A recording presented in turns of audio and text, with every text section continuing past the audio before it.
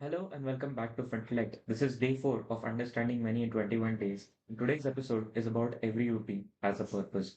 When we spend money, we should know what purpose that amount of money we are spending has had. So if I put up a simple question in front of you which says that can you tell me exactly where you have spent every single rupee the last month? And trust me, you guys don't have the answer about it, nor do I have it. The major reason behind it is that when we try to answer such questions, it is more about I think I spent a lot of money on food. Maybe I watched a lot of movies this month. Maybe I did this, maybe I did that. But the exact amount of money where we have been spending, I don't think we have answers for that. And this exact thing leads us to unintentional spending. We need to understand the concept of intentional spending. A lot of times we misunderstand it as a fact that it is about being cheap or, cutting the happinesses of your life or giving yourself a punishment. But it is not about it. It is about spending the money in a right direction and owning your money. It's very simple. You decide where every single penny you're spending, where it goes, and that is what exactly intentional spending is about.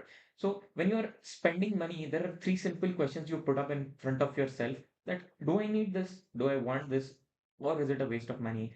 Trust me, most of the times we already know the answer, but in the flow or in the unintentional nature, we tend to spend money. But if you put up these three questions in front of yourself every time before you're spending money, it gives you a sense of credibility and a sense of trust on yourself that, okay, this is what I was wanting and this is how I spent the money. So there is no sense of guilt.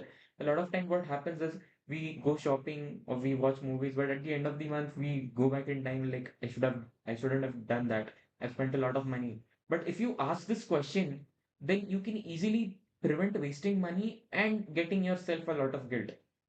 So, how do we segregate these three baskets? There are three simple baskets: a need, a want, and a waste. So, need is something which you can't avoid. The rent, food, utilities, insurance, every single amount you're spending, which is necessary for the livelihood, comes under needs.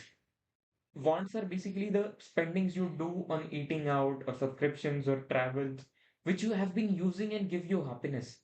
But talk about waste of money. You give everything or you give a good amount of money and you don't get output. You don't even get joy spending that money. A subscription which you purchase and you don't even use it for months, that is the waste of money. And if you figure out how much money you're wasting and you start investing that smaller amounts of money, it is going to give you a good return in future. So, spending less versus spending better is what intentional spending is going to help you figure out. Intentional spending will teach you that you are actually spending better or spending good amount of money, but it has control. While unintentional spending was more amount of money being spent and you didn't have control of your money. It was more like your money was controlling you. Your money was telling you, you have money for this, you can do it. You don't have money for this, you can't do it. But if that spending was intentional, then every time you can make a good decision while spending your money. Like in the book Psychology of the Money, Morgan Housel beautifully explains the fact that highest dividend of money pays is the ability to do what you want when you want.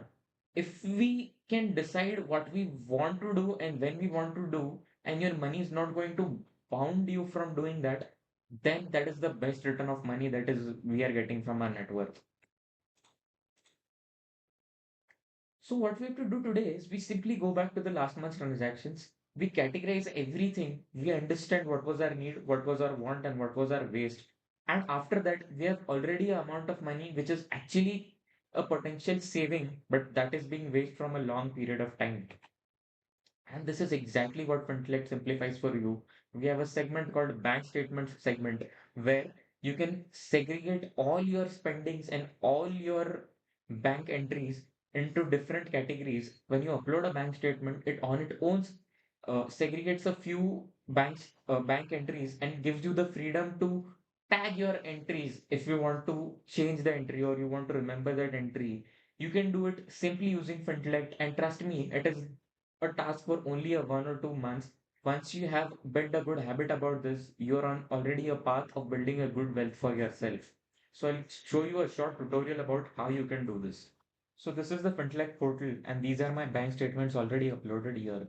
And you can simply see that if I want, I can change the tag of different entries. So this was automatically tagged, and this was the amount I spent on shopping something I don't remember exactly, and I tagged it manually. And you can do this for your bank statements and the after tagging the month statements, you already know what amount you have been spending in what direction, and this would help you to easily understand your bank statements. So this was about today's episode in understanding money in 21 days. This is Vedant signing off.